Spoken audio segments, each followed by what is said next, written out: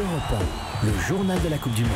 Raphaël Duchemin et Émilie Bonneau, avec bien sûr aujourd'hui le retour de l'équipe de France. Et oui, deuxième match pour nos Bleus face au Pérou à 17h dans le stade d'Yekaterinbourg. Très surprenant d'ailleurs, au pied de l'Oural, avec des tribunes spéciales pour l'occasion. Vraiment, allez voir les photos, c'est impressionnant. Ces tribunes sortent de l'enceinte. Sur le terrain, Didier Deschamps, lui, a été très clair hier. On doit faire mieux, du moins sur la manière. Après le match face à l'Australie, le Pérou, 11e au classement FIFA. Pas de quoi faire peur, normalement, selon Raymond Domenech, consultant foot européen.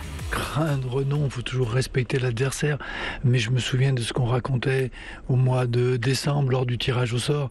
C'est le meilleur tirage au sort du monde, quand on ne pouvait pas espérer mieux. Même le Pérou est le dernier qualifié puisqu'ils sont passés par les barrages dans la zone sud. Si on a peur de l'Australie, du Pérou et du Danemark, on ne prétend pas être candidat à la victoire finale. Donc non, il n'y a pas lieu d'avoir peur de cette équipe-là. Il y a à jouer le jeu que peuvent jouer les Français pour être performants. Et voilà, on va prendre les 6 points, on sera qualifié, on n'en parlera plus, on aura oublié tout ça. Et ben voilà, soyons optimistes comme Raymond Domenech, que vous allez retrouver avec François Claus pour Bon Baiser du Mondial dès 16h40 pour ce France-Pérou, donc à suivre en direct sur Europe 1. Dites-moi, ce matin, on a déjà 2 pays qualifiés pour les 8e. La Russie et l'Uruguay dans le groupe A. Les Uruguayens vainqueurs 1-0 de l'Arabie Saoudite, éliminés également avec l'Égypte. On ne verra pas la star Mo Salah après la phase de poule. Dans le groupe B, c'est un peu plus clair après la victoire hier du Portugal 1-0 face au Maroc, éliminé.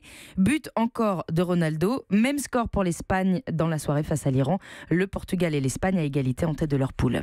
Et maintenant, le programme du jour. Eh bien, à 14h, on va suivre dans le groupe C, celui de la France, le match entre l'Australie et le Danemark. À 17h ensuite, les Bleus face au Pérou, donc supportés d'ailleurs depuis Paris par un autre bleu, ex-bleu du basket, Tony Parker, passionné par ce mondial de foot. Ah oui, bien sûr, moi j'ai toujours été un grand fan de foot.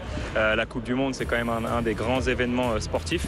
Avec les Jeux Olympiques, c'est peut-être 2 des plus grands événements sportifs. Et donc, bien sûr qu'on soutient la France et je leur souhaite bonne chance et j'espère qu'ils iront le plus loin possible. À l'Euro, on était en finale, donc j'espère qu'on pourra encore aller en finale, ce serait génial. Ouais, ce serait génial. Tony Parker, devenu depuis quelques jours ambassadeur de la jeunesse pour Paris 2024. Il était au micro Europe 1 de Corinne Boulou. Et puis le 3e et dernier match, une belle affiche ce soir 20h, Argentine-Croatie. Europe 1.